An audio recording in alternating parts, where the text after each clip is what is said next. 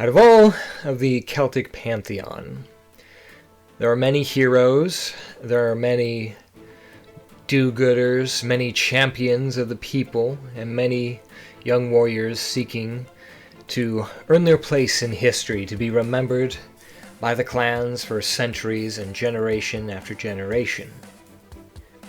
And then there's this psychotic, pain-loving, war-crazed woman, feared by many an Irishman, or many a Celt in general, regardless of nation, worshipped by both warriors and witches alike, and probably one of the most renowned and popular of the Celtic pantheon.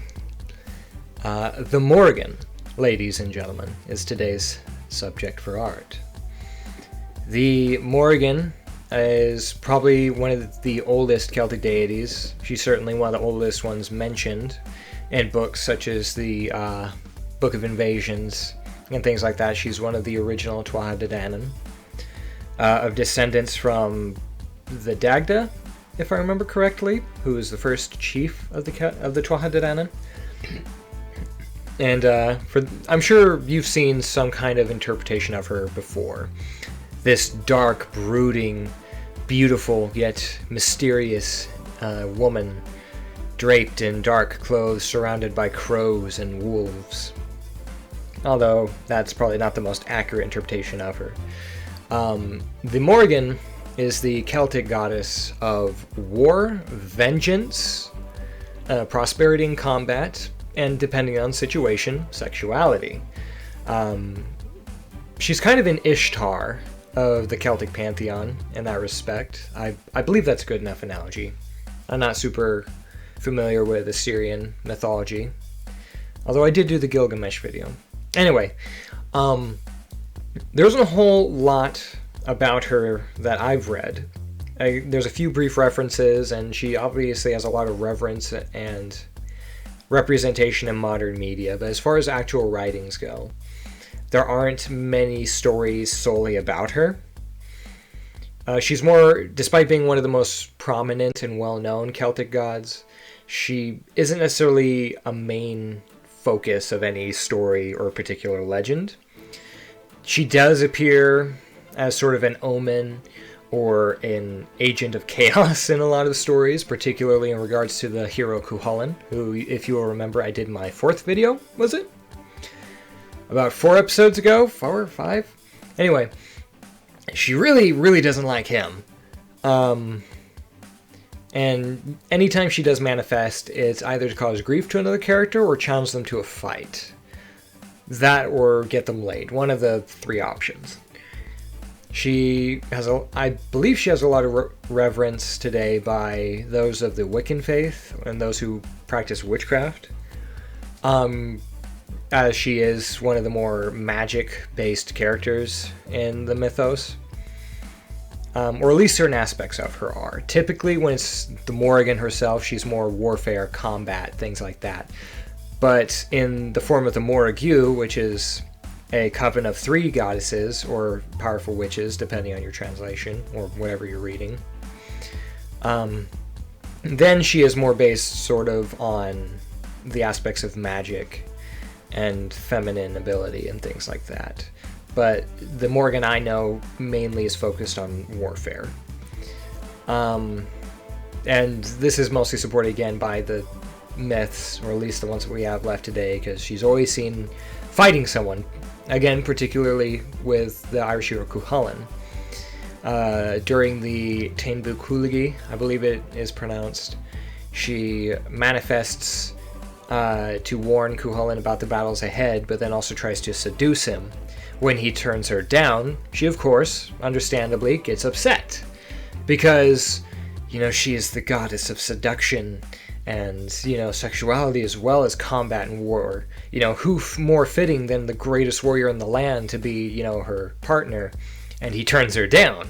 No one does that. You don't turn down the Morrigan. So, of course, she decides to screw with him and cause him nothing but grief throughout the rest of the battle.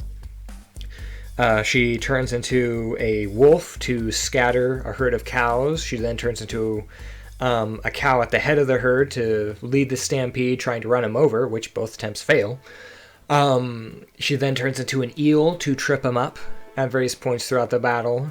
She even tries to fight him one-on-one and actually loses. He actually, I believe, breaks her rib and even busts her arm or her leg, one of the two, throughout the fight.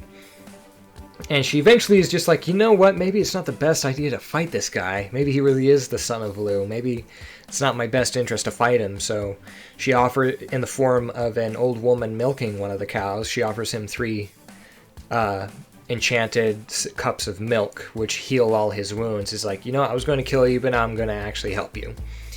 And I think there are a few other references beyond that. There's another story involving Cuchulainn where he, while traveling along a road, he has a vision of her and, you know, has actually conversation with her, and her, I think it's her chariot driver, I don't remember. But he has to try and, like, guess who she is, but she can't. She's one of those deities who can't actually say her own name, I guess. But he is able to understand who she is and why he should probably be cautious around her, even though he absolutely whips her in battle later on. And it's a really trippy, like, moment in the story, too, because it describes the Morrigan. And normally when you see images of the Morrigan or you look her up, she's this really dark, stereotypical witch, you know, black clothes with long, dark hair, you know, that devilish smile, you know, very seductive type of Wiccan sort of deity. But in the actual mythos, she's not depicted like this at all. She's depicted as having this wild, spiked red hair and these crimson robes stained with the blood of fallen warriors, and driving this golden hovering chariot without wheels that's pulled by a singular horse with only like one leg. And it's just this really creepy, like, nightmarish scene that depicts her, and she really is something that's more fitting of a Celtic deity as opposed to just like a Gothic Greek deity, you know what I'm saying? So that's the way I depict her in this, is the more I'm not going to say accurate, but the more traditional concept. And it's interesting because a lot of Celtic deities and creatures, including leprechauns, are actually depicted wearing red, not black or green or things like that. It's actually kind of offensive to depict leprechauns wearing green, but that's a story for another time. Yeah, there's not a whole lot actually about the Morrigan. There's no stories really that fixate solely on her. She's one of those characters who kind of pops up in other characters' stories to act as sort of a foil to that story, to develop the plot, or to provide opposition to them or a challenge. Sometimes she helps them, sometimes she's an absolute prick.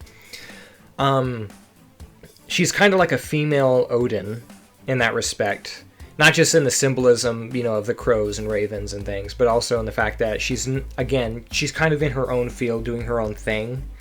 Whereas the other Celtic deities, typically they're pretty benevolent, or they're tricksters, but they're typically on the hero side, whereas the Morrigan's kind of doing her own thing. She in the Book of Invasions, when they're in their last battle against the Favorians, the Tuatha De Danann actually have to convince her to help them fight them. I believe that's the way it goes. You think she'd be more willing to help her siblings fight against these monstrous entities that are treating them like slaves practically, but I guess she needs some convincing. Some intimate convincing anyway. I'm not going to go in too much detail to that. I'm sure you on YouTube can imagine. So yeah, either way, she gets her way or nobody's way kind of personality. Either she's for you or she's not. Typically, how warriors would tell if the Morrigan was with them is if they thought they saw the vision of a woman washing their armor, clothes of blood in a river, that meant they were probably going to die in the next battle. Whereas if they saw crows while heading to battle, they believed that Morrigan was on their side. I believe that's what the omen was. Yeah, she's a really interesting deity. Definitely one I think it is misinterpreted on occasion. She's not represented perhaps as accurately as the traditional mythos would claim she is. But considering there's so very little about my ancestors' mythology that we actually know, That's just to be expected. You know, it's artistic liberty. You can write her any way you want. I personally like to stick with the source material, or as close to it as I can find. And that's what I did here. I went for more of a warrior look, as opposed to the witch look, as the Morrigan, again, is typically only manifested as a witch. When in regards to the Morrigu, which is a collective of goddesses, that represents sort of the sacred symbolism of the coven and feminine power and magic. The rest of the time, she's a hard-ass bitch who's going to cut you open if you so much as look at her wrong, if she doesn't just straight up run you over with her chariot. Very interesting character, definitely aggro as hell. And one of the ones you really just gotta, as far as mythological characters go, she's either for you or she's not. You don't really know. It's how she's feeling on that day, and I think that's what makes her an interesting character. Yeah, this is the second Celtic one I've done. I know I said I wasn't going to do a whole lot of specific ones, but I felt, well, you know, it's Halloween, it's Samhain. Samhain is a Celtic holiday, and you know, it's a dark, kind of scary holiday, so why not do the darkest, most edgiest of the Celtic deities, or at least in my mind she is. She's not necessarily the most terrifying one, but I honestly couldn't think of a better deity than the Dark Queen herself, and there she is. I hope you guys enjoyed. Thanks for watching.